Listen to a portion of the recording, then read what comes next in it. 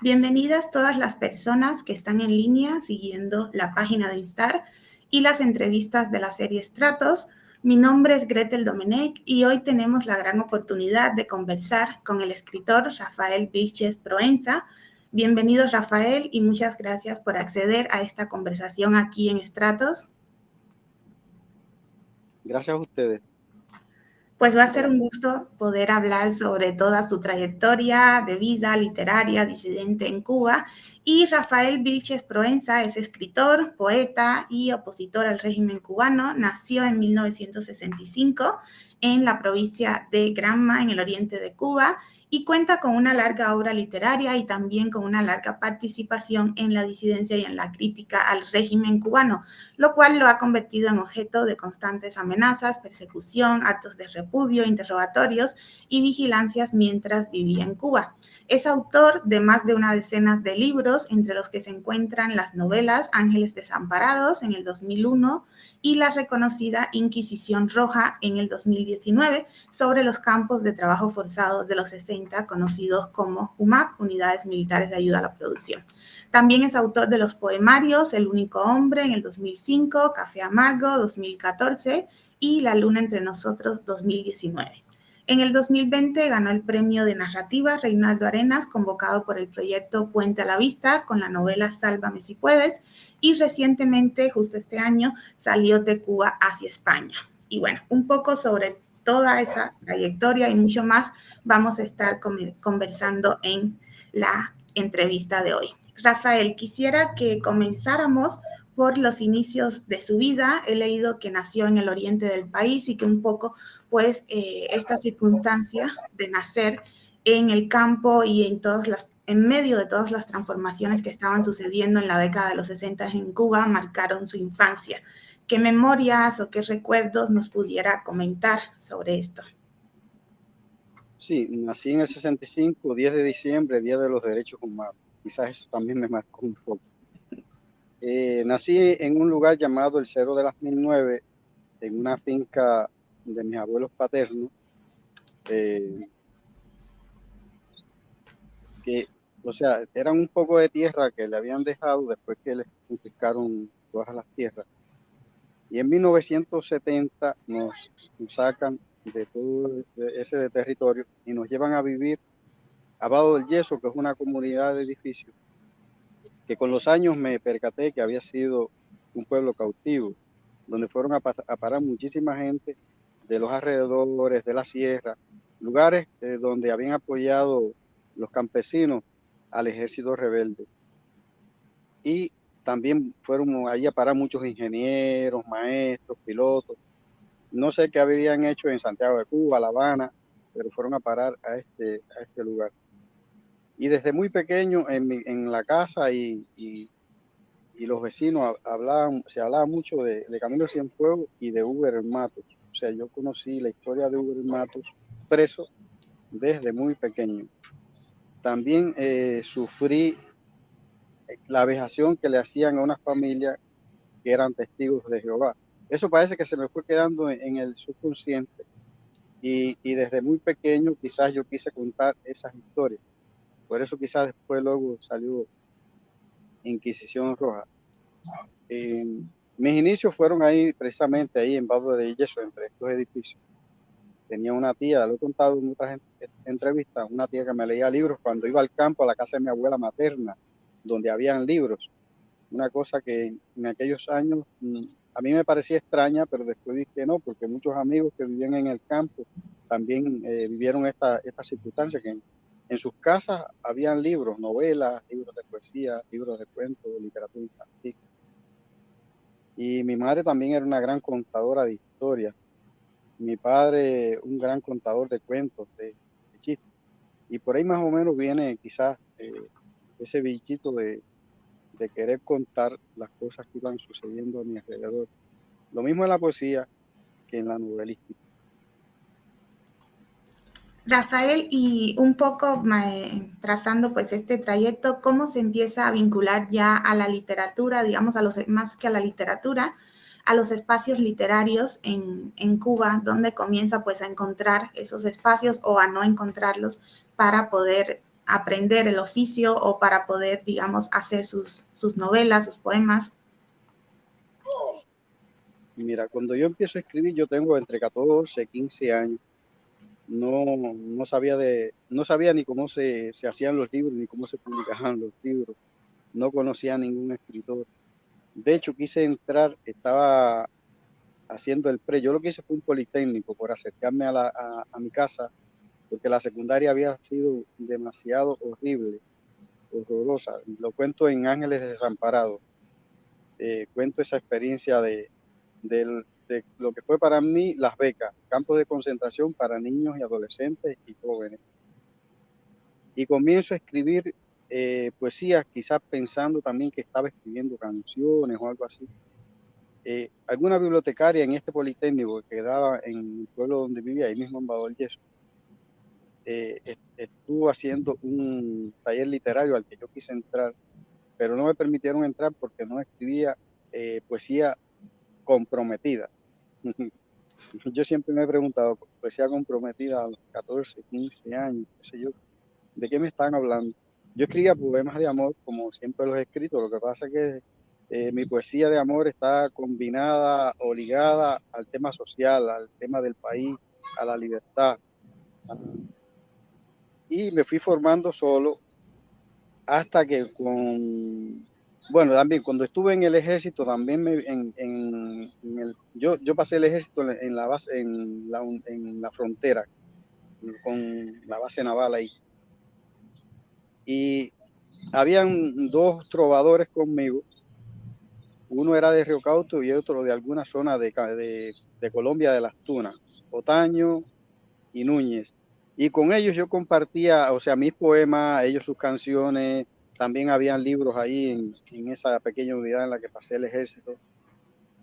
Pero no es hasta el año 88, 89 que dejo la universidad en Santiago de Cuba, me pongo a trabajar como profesor en Vado del Yeso. Me caso con una chica que era de Santa Clara y me fui a vivir a Santa Clara, con la madre de quien iba a ser luego mi primer hijo. Y allí tuve la suerte de encontrar actividades literarias. Recuerdo que uno de los primeros escritores que yo conocí en mi vida fue Juan Carlos Recio, en la casa del joven creador en Santa Clara, que tenía una peña que se llamaba el Buscaluja Hurcado o algo así. Y ahí en esa peña conocí a muchísimos escritores, entre ellos Fran Abeldo Pico, Julio Miján y otros escritores. Pero tuve la suerte también de conocer en su casa a un gran escritor que no le dieron el premio de literatura, el Premio Nacional de Literatura nunca, porque era religioso y porque también en su poesía era un poco contestatario, Carlos Galindo Lena. Esos fueron los primeros escritores que yo conocí en mi vida, y entonces pude tener un choque con lo que era en realidad la poesía, la literatura, los libros. eh, y ahora todo eso lo recuerdo con cierta tristeza y algo así de melancolía, porque Carlos Galindo Lena está muerto, Juan Carlos Recio se tuvo que ir también al exilio como preso político. Son los recuerdos que tengo de mis primeros encuentros con escritores. Y esto sería, me dice, un poco fines de los 80, inicios de los 90, Sí, más o menos. sí, años 88, 89, 90, por ahí. Luego me retorno al oriente de Cuba y tuve la dicha de conocer a dos escritores, en Las Tunas, Antonio Borrego Aguilera, y en Bayamo a Zoelia Flormeto, que fueron una especie de pilares en la poesía y quienes me conectan al mundo literario de Las Tunas, que está, Bahoyeso está entre Las Tunas y Bayamo. Y Zoelia Frometa me conectó al mundo literario de Bayamo, donde fundamos un grupo que se llamaba Espiral.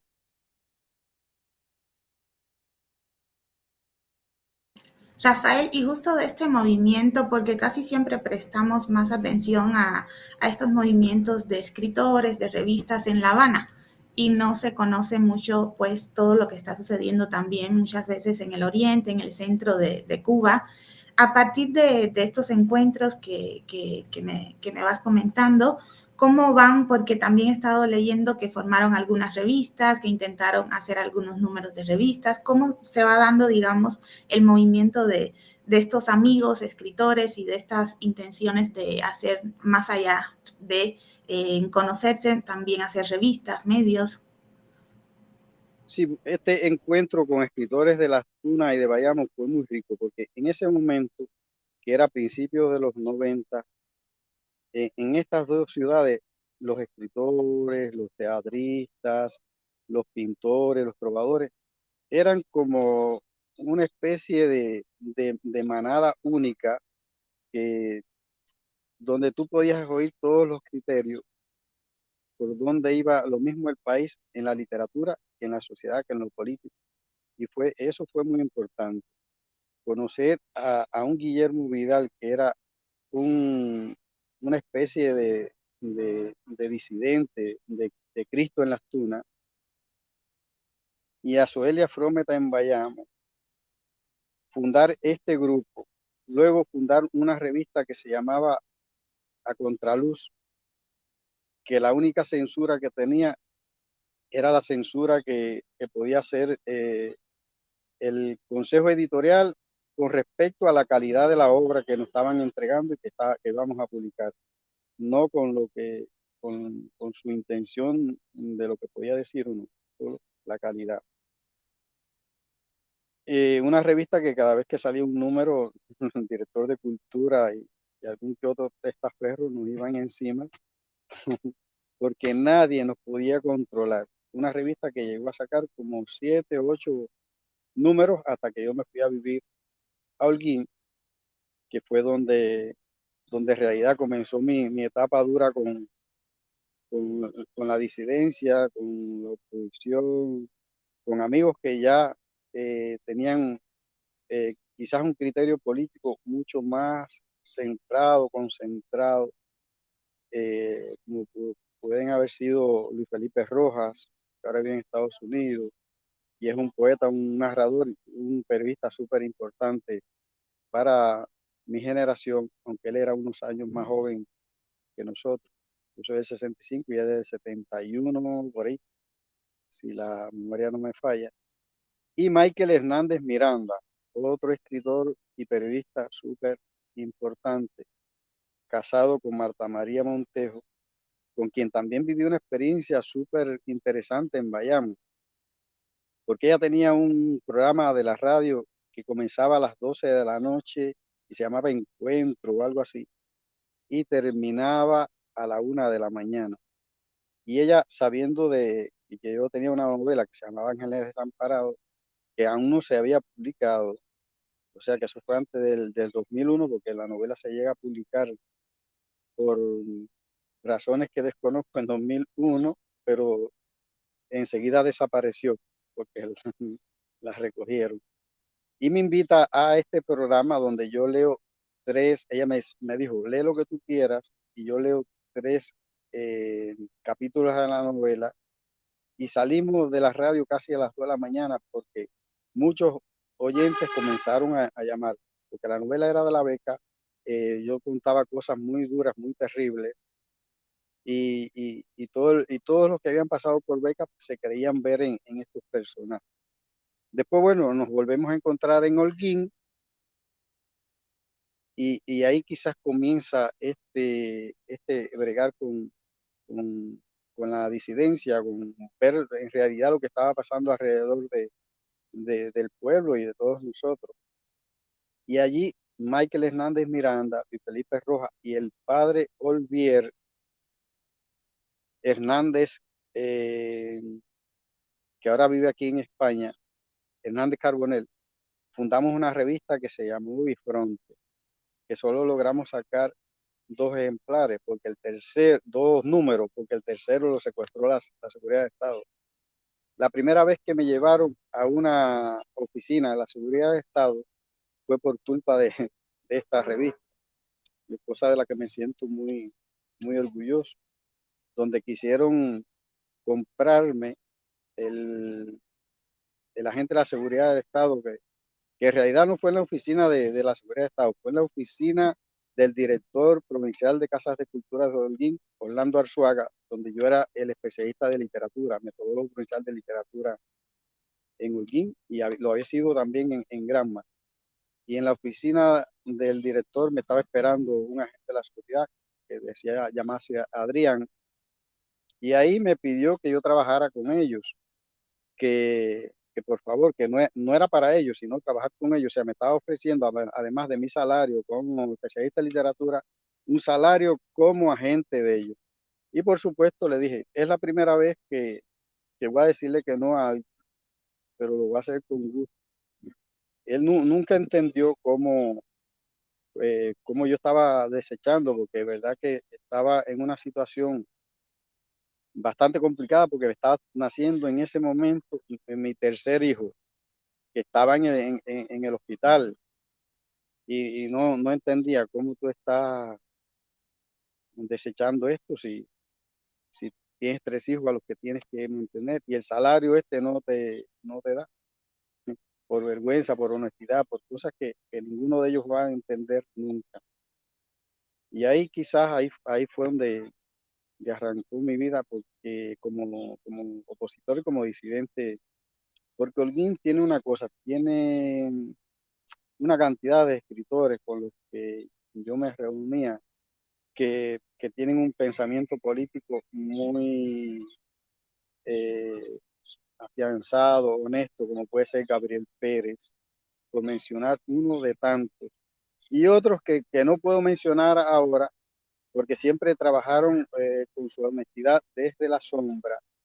Bueno, puedo mencionar a uno que nos dejó en el plano terrenal hace muy poco, que es el historiador Ramón Legón Pino, un ser extraordinario, maravilloso, que nunca pudimos agradecerle todo lo que hizo por la libertad de Cuba y la libertad de expresión, ser extraordinario.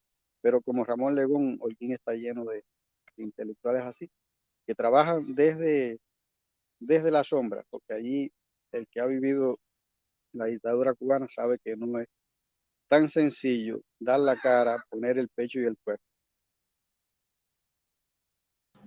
Rafael, entonces, a partir de la revista Horizonte fue que tuvo su primer, digamos, encuentro con la seguridad del Estado, un poco disfrazado de soborno, de conversación para hacerlo ceder. ¿Y qué pasó con la revista a partir de ahí? ¿Pudieron seguir haciéndola o ya no pudieron?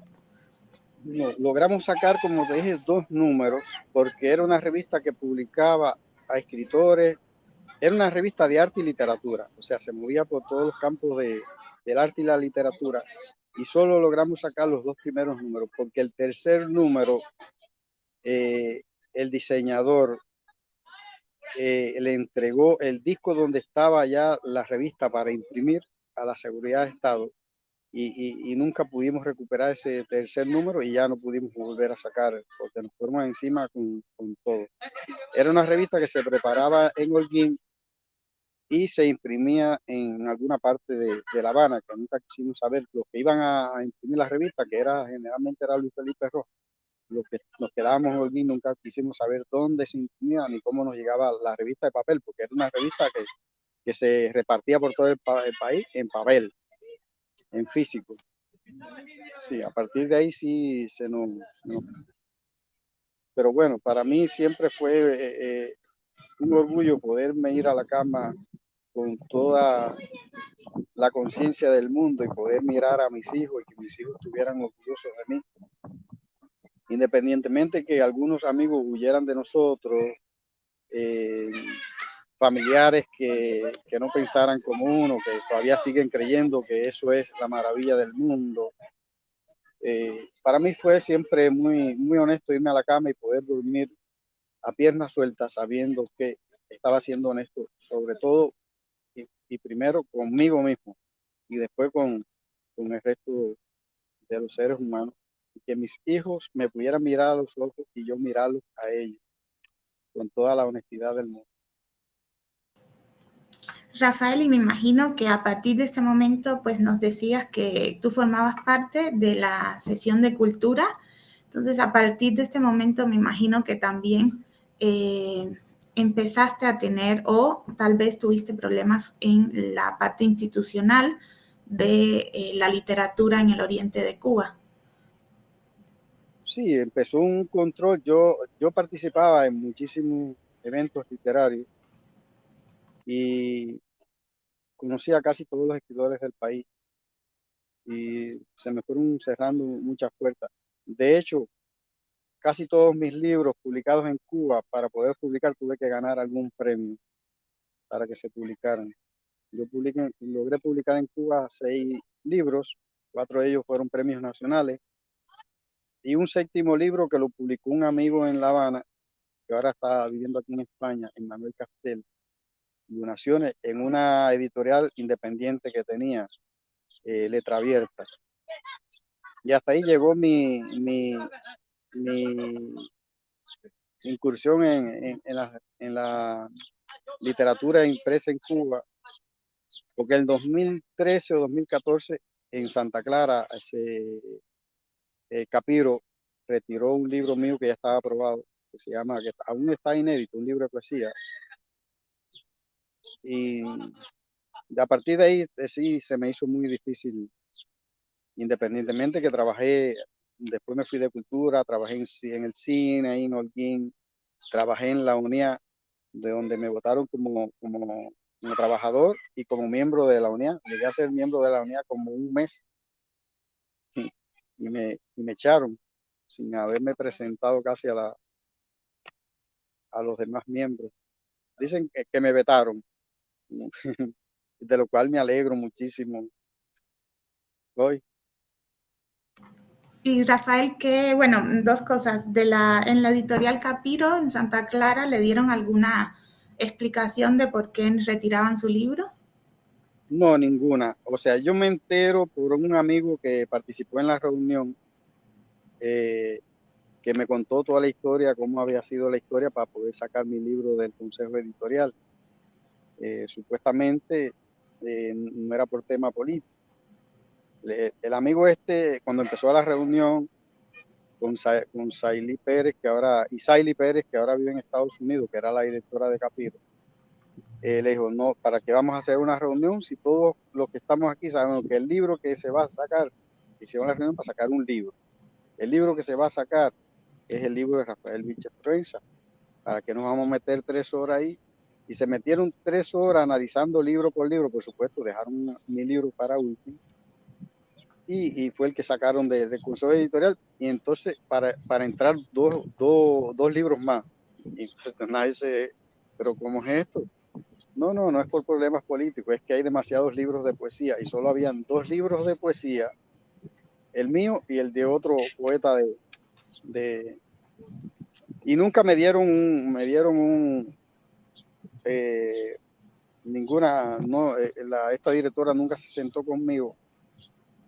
Años después, como 2 años después, estuvo invitado a Santa Clara el escritor cubano, eh,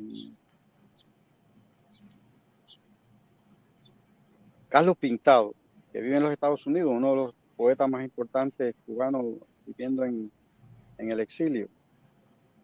Y eh, todo el mundo se presentó cuando él llegó, estaba fuera de la biblioteca, era la feria del libro. Y todo el mundo entró, nadie me presentó, yo me presenté y cuando le di la mano y le dije quién era, me dijo, bicha, a ti nadie tiene que presentarte porque yo te conozco. Y después, cuando estaba en la presentación del libro, agradeció que yo estuviera en su presentación del libro. Y ahí Saily, que estaba sentada por casualidad al lado de mí en el público, me pidió que le volviera a entregar el libro. Y yo le dije que no, que gracias, que prefería que el libro siguiera inédito. De hecho, el libro todavía sigue inédito. O sea que ella nunca se sentó conmigo a decirme por qué me habían sacado el libro. Y yo tampoco fui a pedirle ninguna explicación porque sabía por qué me habían retirado el libro de la editorial. Sí, así un poco, digamos, que funcionan estos laberintos de la censura y de las autocensuras que la misma burocracia totalitaria establece, ¿no? Para decantar qué libro sí, qué libro no. Es bastante complejo, ¿no? Saber al final las causas porque nunca te dicen declaradamente que son políticas, aunque, ¿no? Sí lo sean también.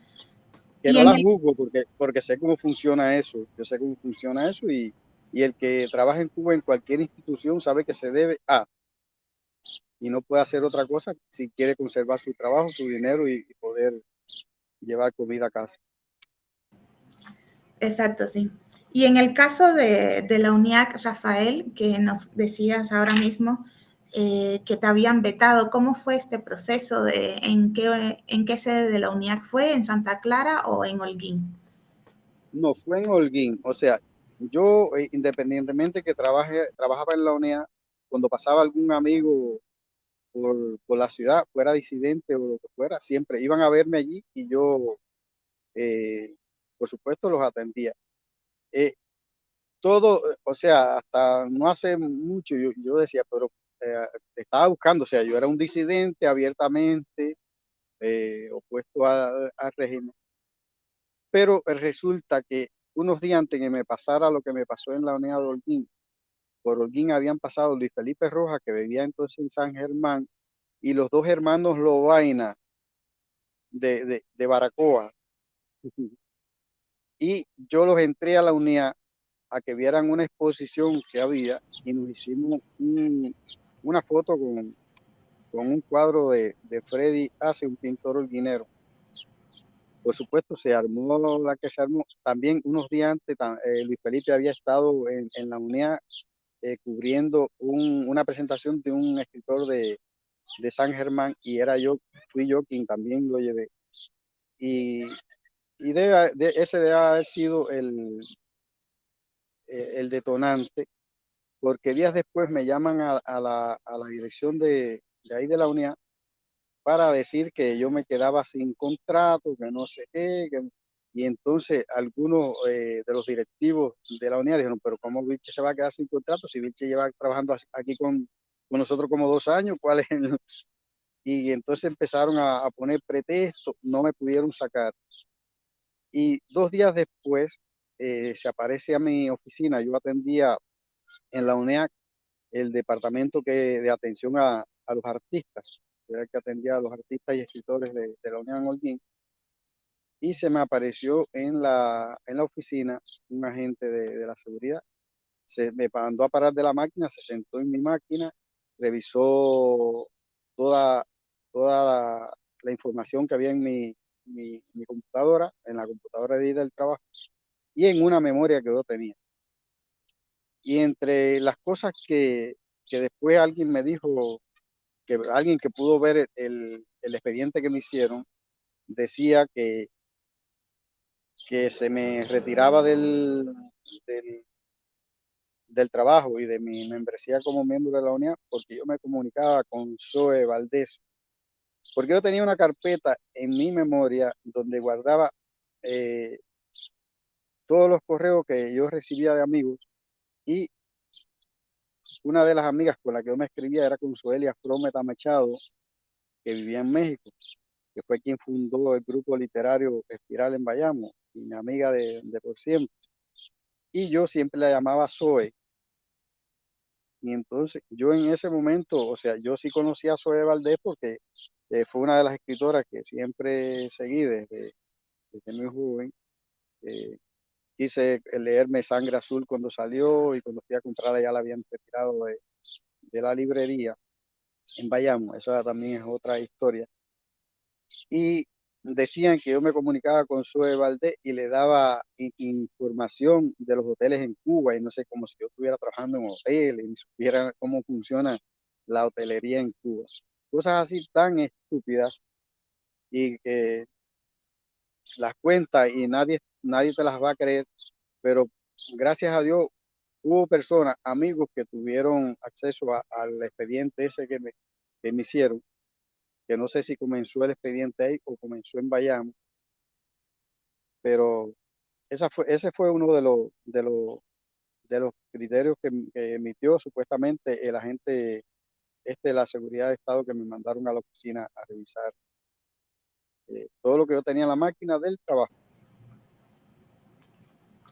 Rafael, y creo haber leído en alguna entrevista que junto a cuando, bueno, lo expulsaron o lo vetaron de la UNIAC, también estaba el escritor Manuel García Verdesia incluido en ese proceso. Sí, no, nos echaron a los dos porque Manuel había sido quien me había llevado a trabajar con él. Y yo ahí no tenía internet, o sea, yo tenía prohibido tener internet y él me prestaba su cuenta para que yo entrara por su cuenta y me pudiera comunicar con mis amigos. O sea, nunca fui deshonesto cuando me comuniqué con mis amigos haciendo algo que lo pudiera dañar. Lo que sucede con Manuel García Verdes era que era el vicepresidente primero de la UNEA y tuvo respaldo de todos los escritores de la sección, cosa que no hicieron conmigo. Manuel ya tenía una obra, eh, independientemente que yo tendría 2 o 3 libros publicados, pero bueno, Manuel ya era una figura y lo sigue siendo, una persona que yo quiero muchísimo, un ser eh, honestísimo y un intelectual de primera, pero todos los escritores apostaron por él, porque bueno, imagínate, todo lo que había hecho él también por todos los escritores de Holguín. Yo, yo soy holguinero por parte de mi madre, o sea, yo era un holguinero adoptado ahí, aunque todos ellos me consideran como escritor holguinero y yo se los agradezco. Hubo un amigo, un escritor que quiso hacer una carta para defenderme y nadie la firmó. De eso también me enteré por, por otros amigos. Cosas que pasan, el miedo que tiene el cubano inoculado en el hueso y muchos malos escritores. A mí me da una pena y una vergüenza cuando algún escritor o algún artista intelectual me dice, no, el arte no está en función de la política, yo soy artista, yo soy escritor, yo soy intelectual, yo no soy político. Eso es lo que nos han hecho creer los políticos para que el ser que piensa, el escritor, el intelectual, el artista que puede mover un pensamiento hacia la sociedad, no se meta en cuestiones políticas y por eso es que hay tantos políticos corruptos que se han apropiado de la política y de los mandatos del país. Y entonces vienen y te meten el cuento, dicen, no, yo, lo mío es la poesía, no. Entonces, yo eso nunca lo voy a entender. Todo ser humano es un ser político y todo artista debe serlo, me imagino. Pero bueno, allí cada cual se defiende como puede y no lo juzgo. Me da tristeza y siento pena ajena y hasta vergüenza que me digan eso. Pero igual que lo que están apostando ahora por la dictadura y la apoyan a cara descubierta y ignoran todos los presos políticos que hay ahora mismo en Cuba y que hubo desde 1959 a tanta gente que asesinaron, gente linda. Eh, es muy triste, eso es muy, muy, muy, muy triste, es vergonzoso. Rafael, y más o menos esto de la expulsión de la UNIA, ¿en qué año es para ir guiando, bueno, a quienes nos están escuchando y viendo? Debe haber sido mediados del 2000, debe haber sido como 2008, por ahí. Okay. Yo esta fecha yo a veces prefiero hasta olvidarla. Y no es que prefiera, es que, o sea, se quedan los hechos y las fechas Nunca llevé un diario que debía haber llevado de todas estas cosas cuando me iban sucediendo. Yo recuerdo que alguna vez Henry Constantin me escribió para que yo le relatara todo lo que me había pasado de por vida con fechas y yo creo que me quedé con esa deuda con Henry Constantin porque las fechas se olvidan, como digo en algún poema de amor de mi primer libro, Dura silueta a la luna. Y Rafael, un poco, porque me parece muy interesante todos estos nombres que nos vas mencionando de tu generación y que casi fue como un movimiento transprovincial, ¿no? Entre Bayamo, Holguín, y mencionabas a Luis Felipe Rojas, a Michelle Hernández, al padre Hernández Carbonell también, a Zoelia Frometa. ¿Qué va pasando con esta generación de ustedes que me imagino que igual, además de la revista, coincidían en otros espacios? Sí, nosotros en Holguín, por ejemplo, también fundamos un movimiento que le hacíamos llamar el grupo de la Guasanga, algo así. Nos reuníamos en la casa de una amiga, que ahora no voy a mencionar, casi toda la semana a conversar, a discutir los temas que estaban en ese momento o, o, o afirmar alguna proclama o algo que estaba eh, que se estaba moviendo en el país. Y ahí nos reuníamos muchísimos escritores, sobre todo, y pintores eh, de la ciudad. Siempre hubo un movimiento muy rico en Holguín. Y a veces estas cosas sucedían también en centros estatales, en centros culturales, donde alrededor quizás de una botella de ron eh, se formaban muchas discusiones, muchas discrepancias. Eh, Fue un momento lindo ese que vino en Alguín, hasta que, bueno, Luis Felipe salió al destierro, Michael Hernández Miranda y Marta María también, Suelia se había ido antes, Carlos Manuel Pérez, también otro periodista de Bayamo, que vive en Kansas hace algunos años. Eh, fue para mí Bayamo y Holguín y Las Tunas fueron mi primera escuela eh, en este ámbito de disentir y de oponerme al régimen. Después viene el periodo de Santa Clara, mi segunda estancia en Santa Clara, que es a raíz de cosas personales en Holguín. Yo me fui a vivir a Santa Clara 2003. Y ahí entonces empieza otra etapa de mi vida, que bueno, ya he hablado de algunas, del libro que me prohibieron, cuando me prohíben el libro es que yo estaba viviendo en Santa Clara. Llego a Santa Clara y con la primera persona que me encuentro, que además que lo conocí ahí mismo en un café, es a Gabriel Barrenechea, que me lleva a un fórum que comenzaba, que era el fórum de Pasmo, que llevaba el padre Mario Félix. Y ahí entonces conozco a Mario Félix Leonard Barroso, a Librado Linares y a tantos opositores. Y también ahí se funda o ya tenía una revista que se llamaba de pensamiento, cuaderno de pensamiento plural, que sacaban estos tres opositores que ya te he mencionado. Gabriel sigue viviendo en condiciones muy difíciles en Villa Clara, y creo que Librado Linares también sigue también ahí también en Villa Clara. La revista, por esta revista también nos fueron arriba, porque también incluíamos trabajo de todo el país. O sea, una manera de ser núcleo de un pensamiento que estaba en contra de lo que estaba sucediendo de la dictadura. Y muchas veces llegamos a publicar gente que no estaba tan abiertamente comprometidas con, con la lucha, y, pero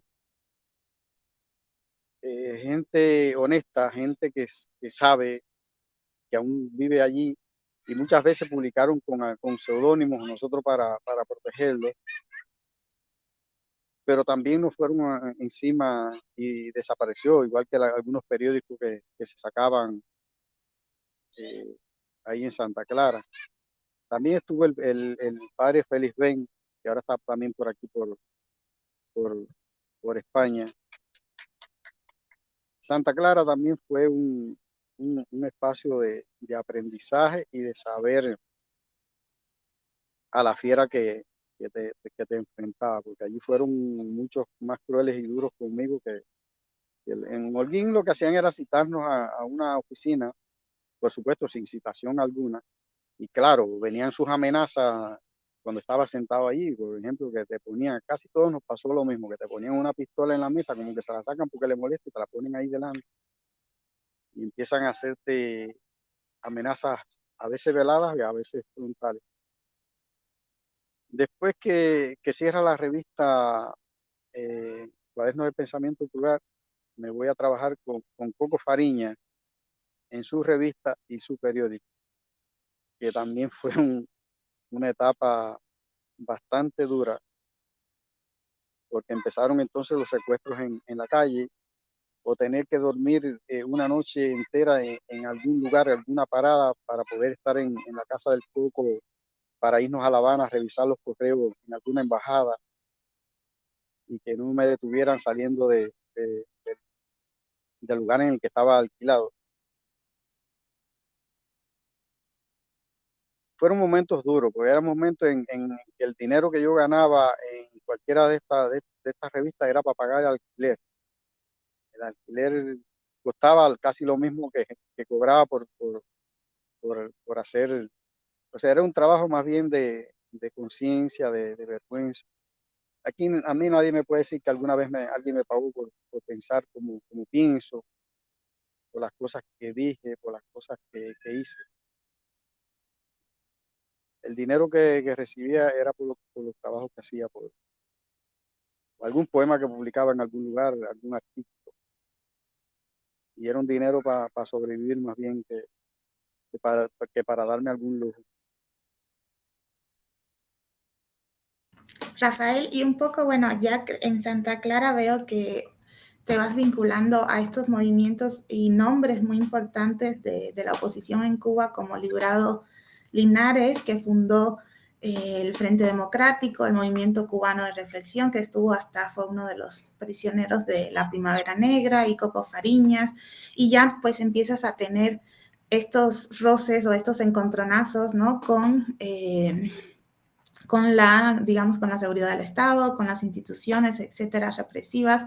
Y en ese momento, ¿cómo vas un poco encaminando, bueno, más o menos sin tener que ser precisos de qué año, por esto de las fechas, pero para irnos organizando, más o menos de qué años estamos hablando y cómo vas trazando tu escritura también, tu literatura a partir de todo esto? 2013, 2018, estamos hablando de ese rango de fechas. En ese rango de fechas terminé de escribir Inquisición Roja, aunque ya la escritura final la hice en la Tuna luego, pero fue con esa presión, con esos arrestos, También en esos años conocí a una persona que ahora vive en Chile, que es Nurcia Acosta, y Raulito, con los que tuve la dicha de salir a manifestarme en las calles con carteles. Eso debe estar documentado porque eso sí alguien lo filmó. Nosotros dos solos y alguien más que ahora no recuerdo. Gente de la Rosa Blanca, me parece que eran. Fueron años muy duros porque ibas por la calle pendiente de que te podía pasar algo. Yo recuerdo que una tarde yo iba con José Raúl Rodríguez Rangel, el Pichi, un médico de Cienfuegos que ahora vive en Argentina, y una moto con dos personas se llevó la luz del semáforo y nos tiró la moto encima. Si él no me empuja, yo le empujo a él, nos hubiera chocado con aquella moto. Y eran cosas así, que no podía salir de noche. Una noche yo iba con el escritor Argenio Osorio de Santiago de Cuba, que estaba en ese momento alquilado o estaba pasando una pasantía en mi alquiler en Santa Clara, y un boina negra en el Boulevard de Santa Clara, 11 de la noche, iban para el concierto de Jaime Orozco. Me amenazó de muerte, de matarme, por contrarrevolucionario, con todo lo que Y después, después que él terminó de hablar, porque yo le fui a dar la mano para que viera, en mi corazón no había ningún tipo de odio hacia él, sino hacia el gobierno que representa y hacia la dictadura que defiende. Y me fui. Y eso lo tomaron como una burla, como un desafío. Y otro me cayó atrás y me paró. Y me dijo que si yo volvía a hacer eso, me mataban. Y ahí una retaíla de amenazas, que Argenio Osorio cogió miedo y se fue otra vez a vivir a Santiago de Cuba. Él es de segundo frente, porque vio de lo que eran capaces eh, los policías que defienden a la dictadura cubana. En el 2016 yo salgo a Estados Unidos a presentar mi libro Café Amargo, que se había publicado en 2014, pero en ese momento no me dejaron salir. En 2016 yo pude salir. Unos días antes de yo volar, me secuestraron y me metieron en un lugar que yo no llego a saber, porque ellos te meten en las máquinas, te bajan la cabeza y te llevan a... Y la persona que me estuvo todo el tiempo interrogando me pidió que me quedara en Estados Unidos, que si regresaba me iban a matar a mí y a mis hijos. Que esa es otra historia, que mis hijos más pequeños, Brian y Andy. Andy está en Cuba y Brian está aquí conmigo en España. De Brian, que es el más grande, Brian, a él le gusta que le digan Brian porque es actor, Brian, para mí Brian. Desde que tenía 12, 11 años, pues bueno, él era más consciente, lo amenazaban a los dos, lo amenazaban de muerte por el teléfono de la mamá. La mamá acababa de llegar en el 2012 de, de Venezuela, que estaba cumpliendo una misión en Venezuela, y por el teléfono de ella los amenazaban de muerte a los niños. Yo esa denuncia la hice con Luis Felipe en Radio Martí. O sea, todavía yo tengo dos hijos en Cuba que pueden estar amenazados de muerte. Mi hijo mayor que vive en Santa Clara y mi hijo menor que vive ahora en La Habana. O sea, que uno se va de Cuba, pero se va con todas las heridas, con todos los dolores, con todas las amenazas habidas y por haber.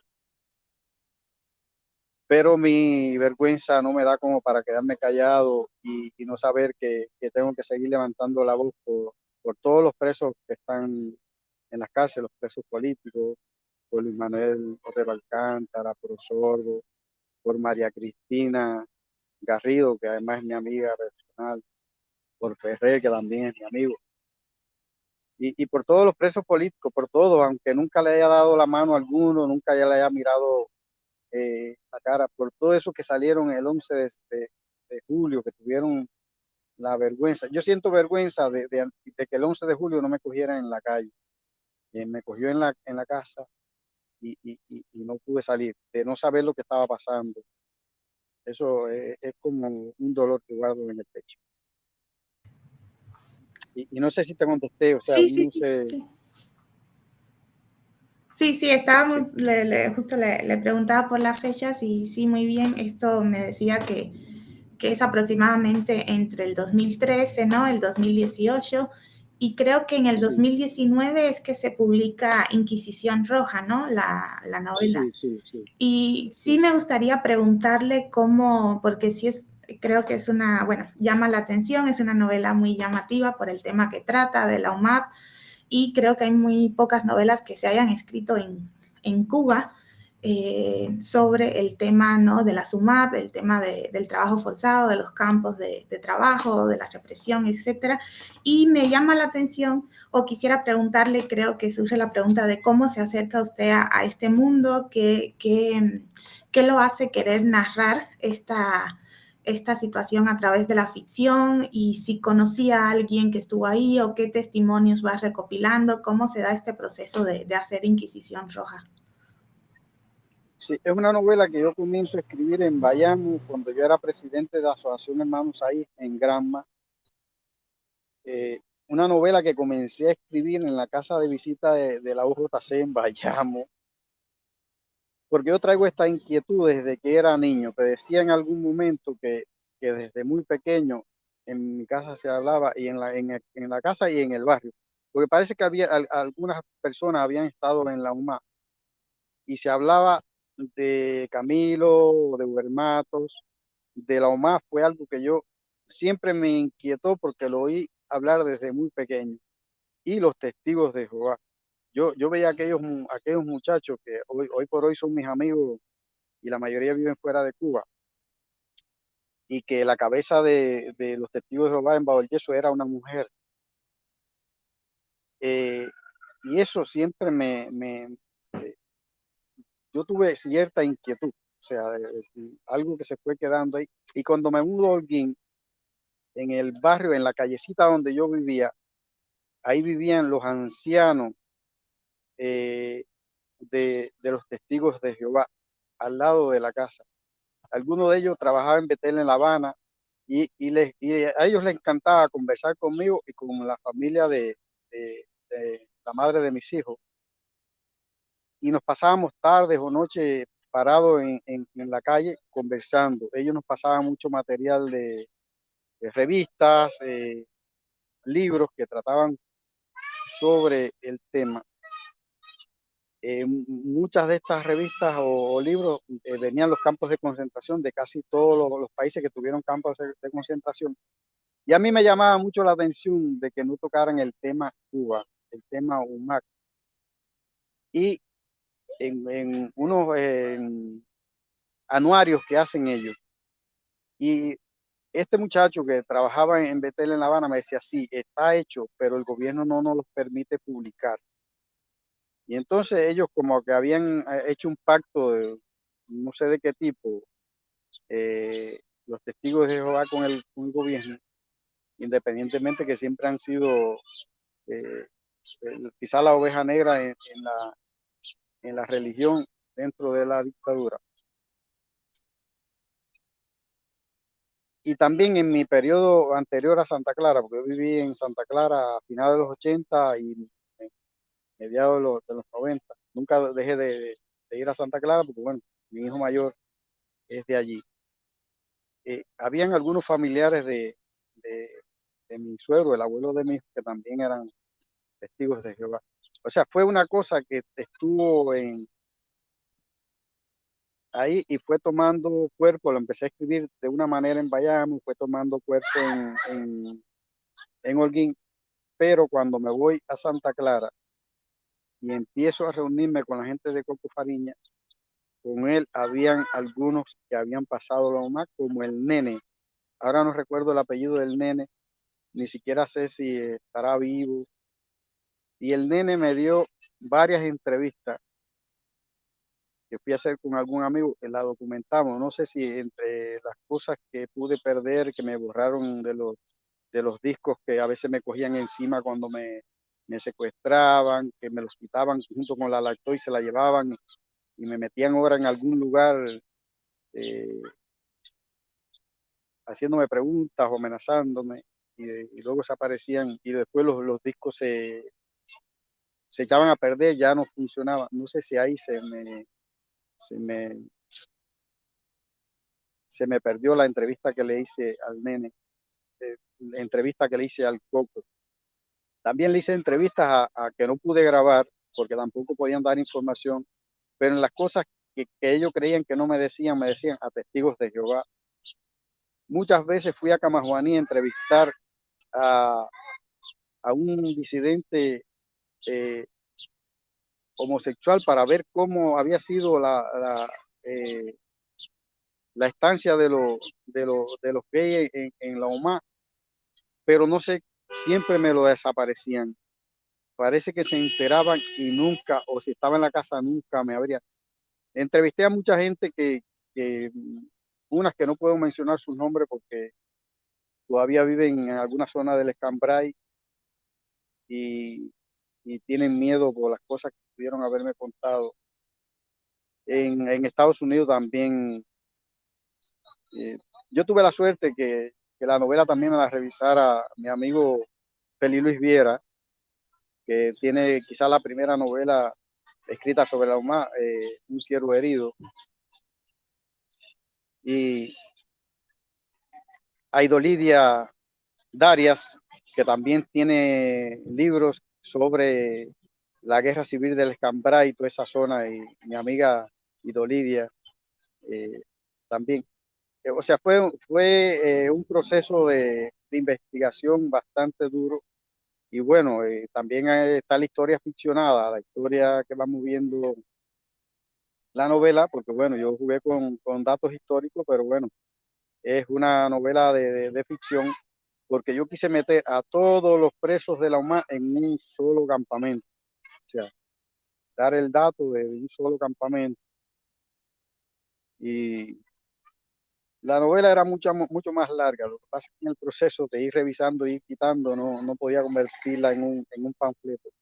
Y ojalá y por honestidad y por la novela me haya quedado como un material literario, pero como un material histórico también. No sé, no, yo ese criterio sí no lo puedo dar.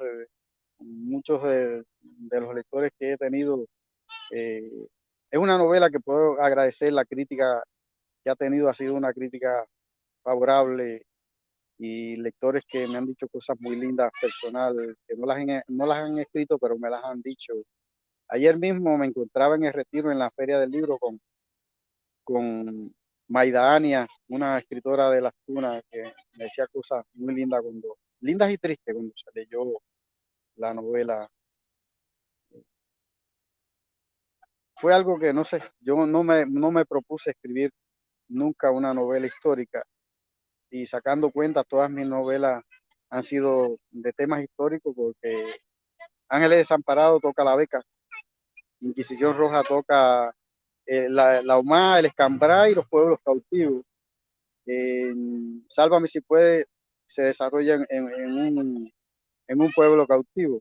Hay un capítulo en que meto a Tania Bruguera haciendo un performance en este pueblo, que es Vado del Yeso, es donde me crié. No creo que lo mencione en la novela, pero pongo a Tania Bruguera, que quizás nunca fue a Vado del Yeso, ni siquiera sé si fue al oriente de Cuba. La pongo haciendo el performance que hizo en La Habana, donde el que pasaba podía hablar un minuto, decir todas las cosas y así. En mi novela juego con la historia, pero juego también con la ficción, con la historia que le voy metiendo a la novela. Y por ahí van mis novelas, igual que las que están inéditas, también son de temas históricos, la zafra del 70 o la guerra de Angola, por ahí. Nunca me lo propuse, o sea, estuvieron ahí porque son mis dolores desde niño. Rafael, ¿y estas novelas o digamos ya más entrado o fines de los años 10 de los 2000, 2018, 2019, sabe qué recepción tuvieron en Cuba o intentó publicarlas? Porque usted ha publicado, bueno, la mayoría de sus novelas siempre se publican fuera de Cuba o estando usted en Cuba. Entonces, ¿cómo, le llegó algún comentario o algún tipo de información al respecto? Mira, con Ángeles Desamparados me pasó que yo la mandé al premio de la ciudad de Holguín y me quitaron el premio, lo dejaron desierto, después que me habían hecho saber que yo era el premio. Cuando se dio en el Eddy Suñol la premiación, dejaron desierto el premio. Todos los amigos que ya sabían que yo era el premio me miraron para dejar desierto el premio, y leyeron como 10 cuartillas del acta del jurado. El, bueno, cosas que pasan. Sí, yo publiqué, y después la publiqué en 2001, pero fue una novela que apenas se vendió en la Feria del Libro del 2002 en La Habana, que la presentó el Chino Eras León, Guillermo Vidal y Amir Valle está ahí. Y en la Feria de Bayamo de ese mismo año, pero después no fue a parar a las librerías, quizás algún ejemplar que compró algún amigo en Santiago, Cuba, y la recogieron para hacer la pulpa, porque después, años después, algún amigo se la encontró en algún almacén y pudo rescatar algunos ejemplares que me hizo llegar antes que se la llevaran a hacer pulpa. Eh, Imagínate una novela que se desarrolla en una noche y denuncia lo que viven los niños y los adolescentes en Las Becas, Lo mismo por los profesores que por los alumnos que son más grandes. Una beca en secundaria es una cosa despiadada para los niños que no se saben defender, los que no están en una pandilla, en una banda. Son cosas donde no aprendes casi nada de lo que tienes que aprender y la vida. Yo no sé cómo soy un ser, bueno, los escritores y los artistas no somos seres normales, pero no sé por cómo no llegué a ir a parar a algún psiquiátrico después de haber vivido todas las experiencias que viví de niño. Fue algo muy, muy violento. Entonces, nada, las otras, por supuesto, las otras novelas, eh, ni mandarlas a concurso en Cuba, ni ya había vivido la experiencia con Habana Babilonia cuando a mí la mandó al premio Casa de las Américas, que lo dejaron desierto cuando el premio de testimonio era Habana Babilonia, estaba en la premiación y ya sabíamos que el premio era él, pero y lo dejaron desierto, esas cosas que cuando la Secretaría de Estado se mete, como también le quitaron algún premio a mi hermano Ángel Santiesteban, y así a muchos escritores a Raúl Rivero, cuando le quitaron el premio Casa de las Américas también, cosas así tan... Y entonces, por supuesto, tuve que publicar fuera de Cuba cuando le di la novela a Amir para que la publicara. Me decía, Vinci, vamos a publicarla con un seudónimo para protegerte. Y él, no, la novela es mía y yo asumo toda la responsabilidad de que salga con mi nombre. Yo no voy a publicar ninguno de mis libros con otro nombre que no soy yo, con una cara que no soy yo. Y es verdad que me amenazaron de muerte por la novela. Cuando me metía me decían, no, a nosotros sí nos gusta, como que si hubieran leído algo mío. A nosotros nos gustan mucho tus libros de poesía. Bueno, porque no entendían la poesía, porque si hubieran entendido la poesía, mis poemas no les hubiera gustado tampoco. Pero el único libro tuyo que no nos gusta es Inquisición Roja. ¿Se los han leído? No, no los hemos leído, pero no nos gusta. Digo, si se lo hubieran leído, quizás no hubiera salido vivo de Cuba. Y es muy complicado, sí es complicado publicar un libro así. Yo era consciente de eso, de que era muy complicado, pero también era un libro que podía dar cierta visibilidad y cierta protección, a la vez de que podía ser muy riesgoso, también podía, y además daba a conocer al mundo algo que muy pocas veces los cubanos no saben que eso existió. Cuando se lo leían, porque llegaron a entrar libros míos en Inquisición Roja de contrabando, algunos amigos se arriesgaron y me hacían llegar los libros, me llevaban de alguna manera. Hubo alguien, un amigo que lo imprimió en las tunas con una calidad como de Amazon. Él fue el primer ejemplar que tuve en mis manos, me tocó y me hizo un regalo. Le costó súper caro imprimir un solo ejemplar con una calidad extrema, un ejemplar que le dejé a un amigo en Cuba, se lo regalé, por, porque siempre hay amigos que te quieren, aunque no den la cara y digan yo estoy en contra de la dictadura. Y, y a muchos les costó caro visitarme en casa, saludarme en la calle, pero muchos permanecieron ahí. Otros se fueron y yo no soy nadie para juzgarlo. Ahí está Dios, la vida. Yo solo soy un poeta que dice lo que ha vivido. Rafael, y bueno, esto es más o menos 2019 y ya nos has contado de amenazas, de interrogatorios, de vigilancia y cerca del 2021 fue muy, pues en las redes sociales se hizo muy visible los actos de repudio que viviste en Santa Clara, creo, por el intento de manifestarse el 15 de noviembre. ¿Nos pudieras comentar un poco cómo se dio este proceso, qué pasó ahí? Eso fue en las tunas. Yo comienzo una relación con Ana, sí, una relación con Ana 2015. Eh, Ana Rosa Díaz Naranjo, mi esposa, es escritora, es teatrista, pintora, eh, muchísimas cosas, novelista, poeta, es un ser tocado con la gracia de Dios, además de ser bella, por dentro y por fuera, un ser extraordinario. Y ya en 2017 ya decidimos vivir juntos, ya me voy a las tunas. y sí, se nos hizo la, la, la convivencia ahí con la ciudad, se hizo muy difícil, porque donde quiera que viví siempre estaban los amigos que me apoyaron, que me quisieron, independientemente de que pertenecieran a una organización u otra, otros que se alejaron. Y sí, en Las Tunas nos hicieron, porque no fue a mí solo, a ella también, nos hicieron 3 actos de repudio.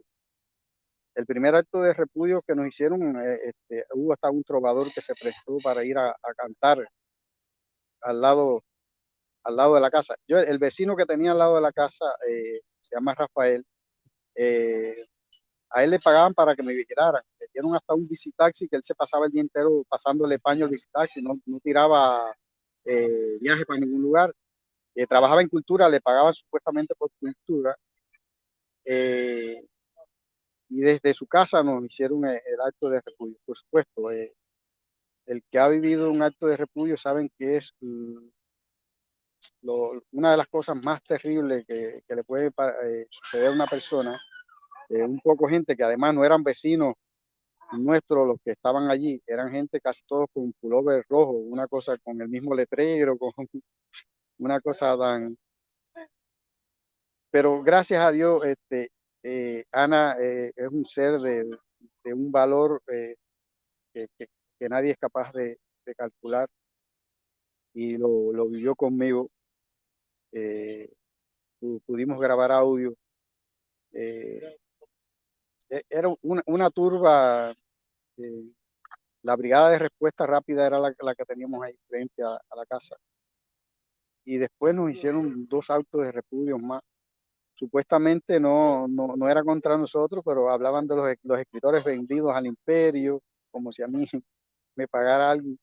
Desde que me fui a vivir con Ana, no podía publicar en ningún lugar, ni fuera de Cuba, porque entonces yo no tenía internet en Las Tunas, y me fui desvinculando de los medios en los que yo podía publicar, hacer periodismo.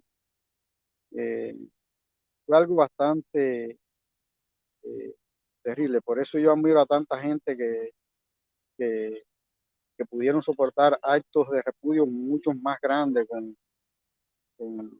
es un respeto, porque nadie es capaz. La gente a veces se pone a dar criterios sobre amigos que tuvieron que salir de Cuba o que lo sacaron en, de maneras que uno nunca sospecha, y aunque alguien te la cuente, alguien puede pensar que es mentira. Nunca yo sería capaz de dar una opinión contraria, porque hay que vivir un acto de repudio para saber en qué te estás metiendo, porque esta gente sí son, y lo han hecho, capaces de asesinar, de matar, y lo han hecho, como lo hicieron con Payá, y como lo han hecho con muchísima gente dentro y fuera de la cárcel. Es muy duro. Yo en los años 80 pude ver, siendo apenas un adolescente, estaba en la secundaria, me jugué de la secundaria porque iban a montar a los alumnos de la secundaria en el Mijal donde yo estaba, lo iban a montar en guagua para llevarlos a hacer actos de repudio a Puerto Padre, a personas que no conocíamos, y yo preferí jugarme de la secundaria, que era cerca de Puerto Padre, hasta mi casa, que era en Granma, para no ir, pero pude ver a un vecino, Orlando Acosta, que para mí hoy es un héroe, que siempre lo tildaron de gusano y de que todo el mundo lo veía como una lacra, y a este ser que era vecino frente a mi casa en el edificio de al frente, y a su familia le hicieron un acto de repudio, como le hicieron al padre de Norge, otro amigo que había sido amigo mío en la primaria, y tuvo que irse del barrio por vergüenza. Le hicieron acto de repudio, pues supuestamente se iba para la base naval para irse con su familia. Y después se fueron a vivir a un pueblito. Él era ingeniero, el padre era ingeniero, gente honesta. Y todo eso me fue marcando. No sé, quizás todo eso, y debe haber sido lo que me llevó a escribir después las novelas que... Y es muy terrible. Es terrible que alguien que tú le tienes cierto, no es ni aprecio, alguien que tú conoces, que te vaya a buscar a la casa, te saque de la casa, para que en la esquina te secuestren. Todas esas cosas están en internet. el día que también me secuestraron en la esquina a la gente de la seguridad de Estado, amenazarme de muerte. Y gracias a que Ana pudo filmarlo, no me mataron, porque el que me secuestró llevaba un bate de pelota de madera para caerme a palo y me amenazó por todo el camino. Y lo llamaban desde las oficinas donde lo habían mandado a secuestrarme y me decían, ya no pudo hacer y hacerle lo que le iba a hacer, porque la mujer me filmó, tomó fotos del carro y el carro debe estar en internet. Y cosas así, es tan doloroso que por eso respeto a tanto a los que todavía están allá adentro y siguen sacando la cara y diciéndolo y levantando su voz por todos los presos políticos. Es bastante complicado. No sé si te he contestado Sí, la sí, pregunta, sí. porque es que me vienen tantas cosas a la mente No, está muy y bien. tantos dolores. Esto pasó o sea, el acto de repudio fue en octubre, ¿no? Del 2021. Lo que, Sí, por ahí, es que sí, ya. sí pudo haber sido. Y Rafael, también en ese momento usted formó parte de un grupo que hizo una carta para marchar pacíficamente el 15 de noviembre con todo el movimiento que hubo el 15 de noviembre, ¿no? Toda la intención de marchar en distintas zonas del país a raíz del grupo Archipiélago. ¿Cómo fue recibida esta carta allá? Mira, no les hizo mucha gracia porque todos pensaban que era yo el que iba a ir a entregar a la carta al gobierno, que quedaba muy cerca de casa. Y los muchachos que firmaron conmigo la carta eh, se llevaron copias y yo salí para un lugar a dar vuelta por la ciudad y supuestamente empezaron a caerme atrás a mí y los muchachos lograron llegar y entregar la carta.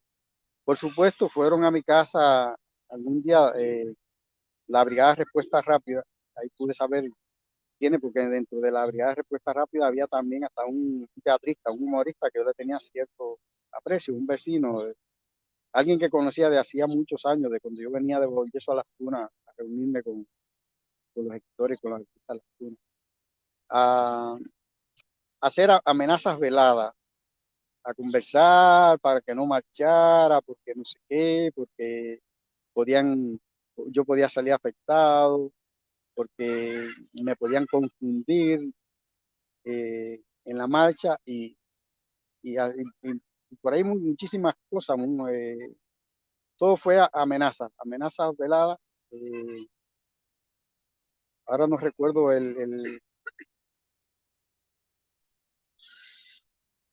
sabía hasta el nombre del que venía al frente de eso, porque fue el que me dio el acto de repudio, un profesor de la universidad, que era como el jefe de defensa de todo de, de toda la zona. Fue algo además fue también una discusión porque ellos ponían su criterio, yo ponía el mío, pero por supuesto con este tipo de gente tú no puedes conversar porque ellos siempre tienen la razón y ellos son, y como decían, en la calle es de los revolucionarios.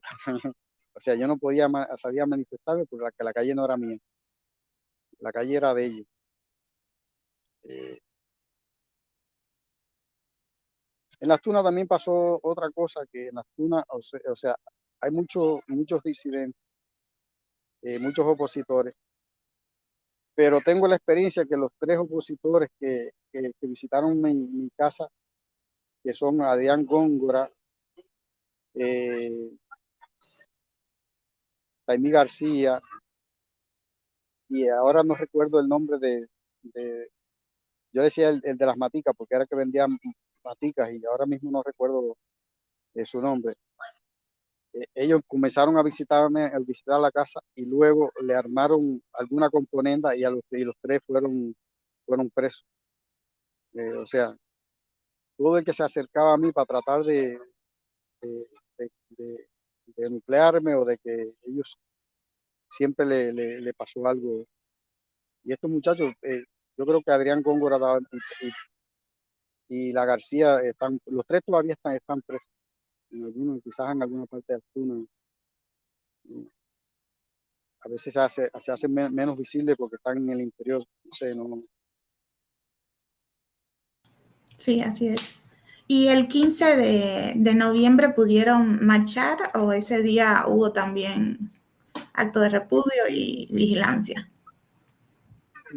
El 15 yo tenía frente a mi casa, sentado en una segunda planta, eh, una persona en una silla. O sea, yo me percato porque me asomo por una persiana, porque estoy esperando. El pastor Demetrio me había pedido de Estados Unidos que esperara que unas mujeres que venían desde su iglesia en Buenavista iban a pasar por mi casa y yo ahí me les unía, pero no las llegaron, no las dejaron ya cuando llegaron al ferrocarril desaparecieron porque ellos lo estaban siguiendo desde Estados Unidos en vivo y desaparecieron. Y nunca pasaron por casa y, o sea, no, tampoco pude salir porque tenía a esta persona ahí y gente en la esquina. La mujer del que me vigilaba al lado venía a decir, si sales te van a matar, si sales te van a matar. Y bueno, estuve esperando todo el tiempo que pasaran estas mujeres que venían de la iglesia, porque hay que decir que en Cuba las mujeres tienen el valor de todos los cubanos. Ellas simplemente venían vestidas de blanco, con una flor blanca, caminando por la calle sin decir nada. Las mujeres tienen toda mi admiración. Es verdad que un día bastante triste. En Holguín, por ejemplo, el único que salió a marchar, o uno de los pocos que salieron a marchar, fue mi hijo Brian Vilche, que ahora está aquí en España. Me decía, papá, no había nadie, pero las calles estaban llenas de carros de policía, de buenas negras, de buenas rojas y de cuanto. Y quizás no le hicieron nada porque él salió vestido blanco con una flor blanca por toda la ciudad hasta la Loma de la Cruz, pero era uno solo. En la Loma de la Cruz se le unieron algunos y algunos muchachos como él ahora tiene 21 años, y lo que hicieron los policías que estaban allí fue echarlos de la Loma de la Cruz. Si no, hoy fuera también otro preso más. Eh, Rafael, y ya, bueno, después me imagino que hasta su salida de Cuba, pues igual se mantuvo pues este estado de vigilancia, de acoso, y usted pues creo que era uno de los de la generación que más o menos nos ha contado que en la que se formó, sobre todo la generación literaria, era de los que estaba en Cuba aún hasta recientemente.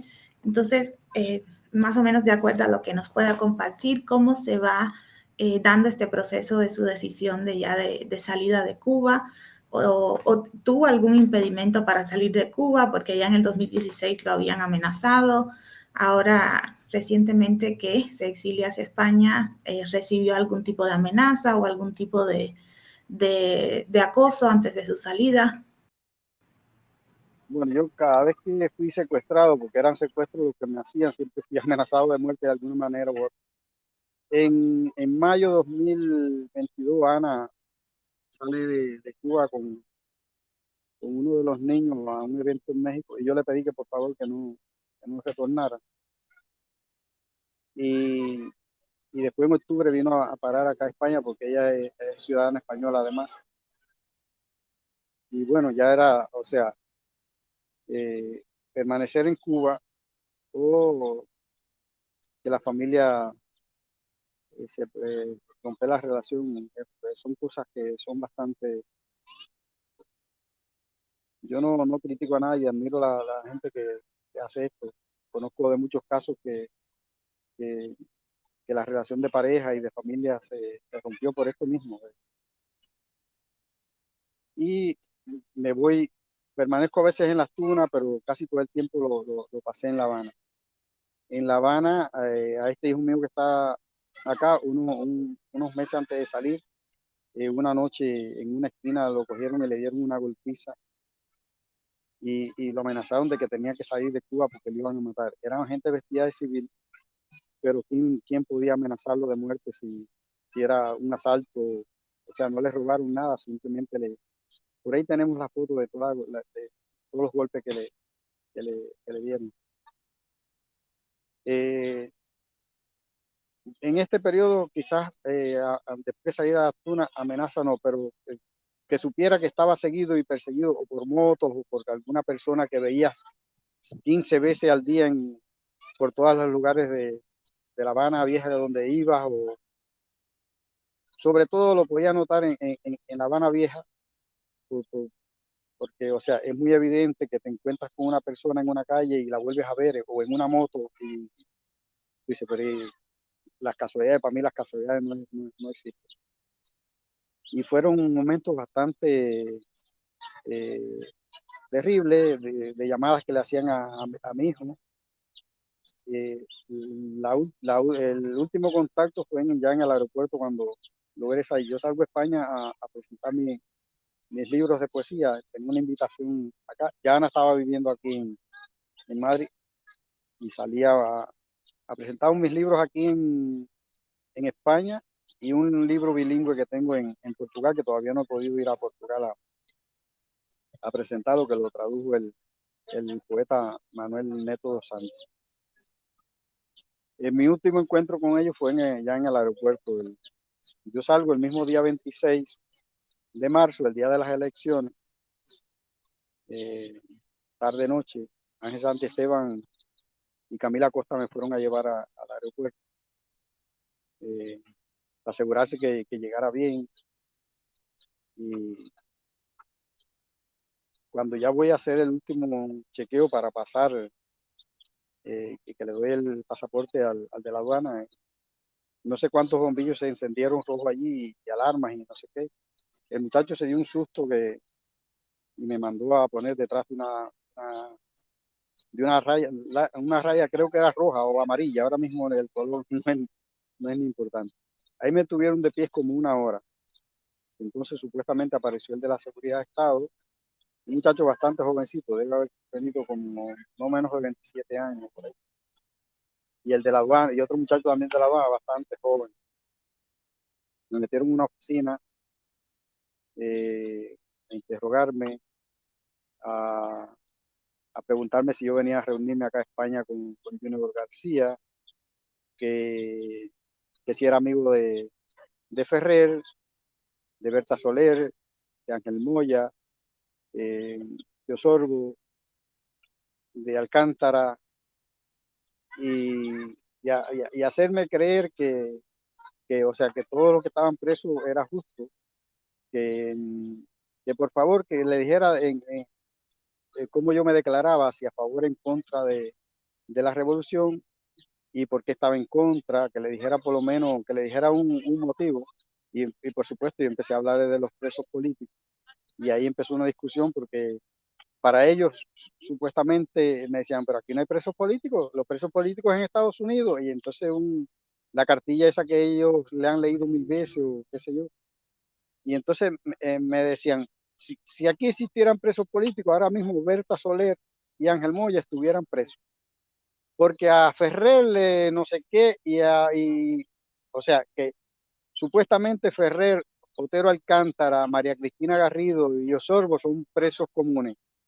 Y ahí empezó una discusión que yo dije, bueno, ya hasta aquí llegó mi vuelo a España, pero quizás esa discusión fue la que me hizo sentir quizás mejor decirle en la cara lo que yo creía y lo que sentía, y el deseo de que sentía de que Cuba fuera libre.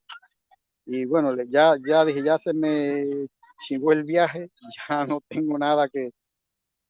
Y ahí estuvimos discutiendo y fue un interrogatorio bastante largo.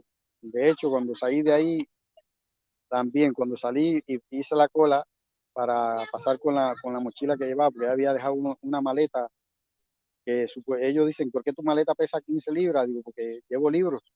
Pero ¿para qué tú llevas libros? Para regalar a amigos. Uno saca libros de literatura cubana para poder, no sé, yo traté de sacar los libros de mi biblioteca cuanto pude, de mi biblioteca personal, no libros personales míos, los libros míos no vinieron conmigo.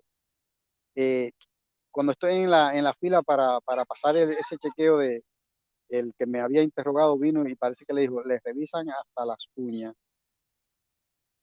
y después otra muchacha que ya cuando estoy pasando la mochila por la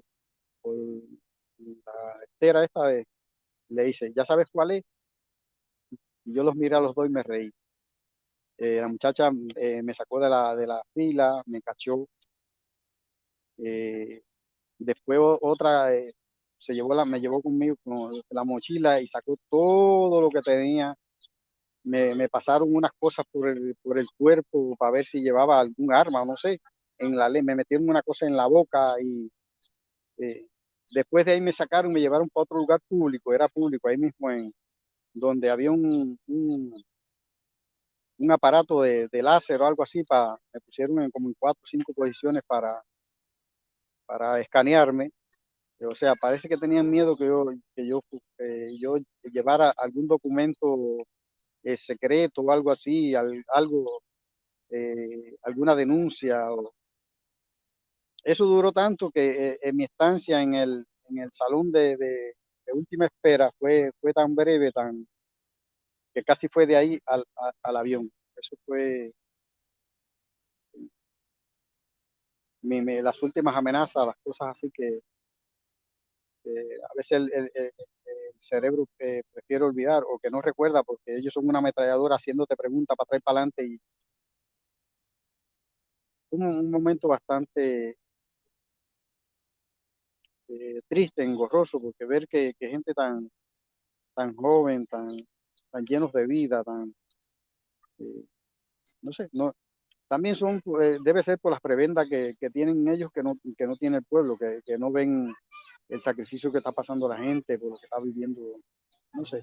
Porque a mí esos últimos meses en La Habana, que fueron bastante, eh, en que a veces me quedé en la calle, que me sacaban de algún alquiler, después de haber pagado 15,000 pesos por un alquiler por un mes, que nos sacaran del alquiler,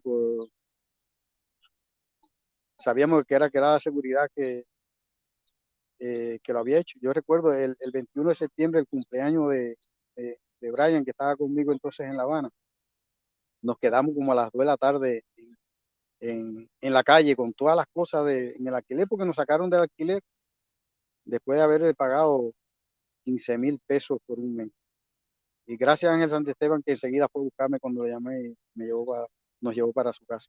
El día de cumpleaños me dijo, es que son tantas cosas, que es muy triste.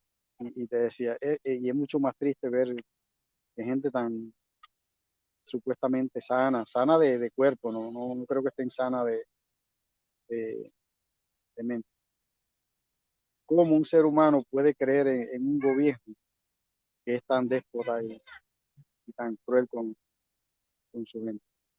Yo pude haber apostado por vivir bien. Yo fui presidente de la Asociación de Humanos ahí en una provincia cuando Morlote era el presidente en Santa Clara y Alpidio también.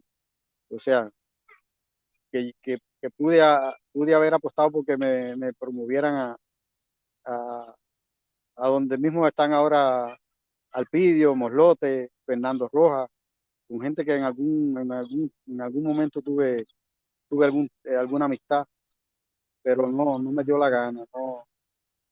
Mi vergüenza, mi honestidad, mi forma de ser, lo que aprendí de mis abuelos y de mis padres, no me daba como para ser un impostor, que es lo que son ellos, impostores. Rafael, bueno, y cerrando un poco, ¿qué planes o en qué anda ahora una vez que ha llegado a España, tanto en lo literario como digamos, en lo que tiene que ver con su trabajo? ¿Qué próximos pasos le quedan a Rafael Vilches por comenzar ahí en España? Bueno, llegar al exilio, todos sabemos que es terrible por lo que dejas y por lo que cargas encima. Gracias a Dios, Madrid es una ciudad preciosa. Y bueno, gracias a Dios estaban acá 2 de nuestros hijos y Ana. Pero aquí es tan difícil, o sea, conseguir trabajo sin papeles. Ahora estamos tratando de legalizar nuestro matrimonio. Nosotros estábamos casados por papeles en Cuba, pero allá legalizar cualquier trámite para mí se hizo tan engorroso. De hecho, yo hace eh, 9 meses mandé a legalizar, estando en La Habana, un documento de Ana y otro de Ray, uno de nuestros muchachos. Dos, dos documentos que nos costaron 17,000 pesos mandarlos a legalizar para legalizarlo en el MIRREC. Y esta es la fecha que todavía no nos han devuelto los documentos, simplemente porque fui yo el que lo mandé a legalizar. Y entonces estamos en eso. Ya sí, he podido contactar a algunos escritores acá en España. Como a la semana de estar aquí, la Unión de Escritores y Artistas, la Unión de Escritores de España se acercó a Ana y a mí y nos pidieron que si queríamos pertenecer a la Unión Nacional de Escritores de España.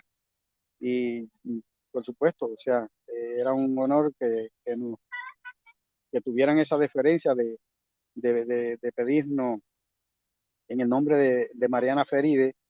Y nada, llenamos toda la documentación y a los pocos días nos aceptaron y estamos agradecidos. Eh, el exilio no va a ser fácil porque en Cuba quedó mi madre, mis tíos, mis hermanos, mis nietos, dos de mis hijos, los amigos, el barrio, todas esas cosas con las que tú no puedes eh, cargar. Yo ya había salido de Cuba, había estado en Miami, había estado en Puerto Rico, había estado en Colombia y nunca, a pesar de que siempre recibí algún tipo de amenaza para que no volviera a Cuba, nunca quise quedarme en el exilio. Pero ya era, o sea, o la cárcel o la muerte o, o romper la familia. Y entonces sé que desde donde quiera que yo esté, voy a seguir levantando la voz por mi patria, porque esa patria nos pertenece a todos, no a ellos. Y en eso ando, tratando de seguir escribiendo, de, de encontrar dónde trabajar, dónde ganarme dinero honradamente para poder sostener a mi familia. Y ahí vamos con las cosas que puede ganar Ana, porque bueno, Ana es ciudadana española, ella sí tiene todos los papeles al hilo, pero a veces aún ni con los papeles eh, puedes conseguir trabajo acá. Pero bueno, es muy duro hablar de futuro,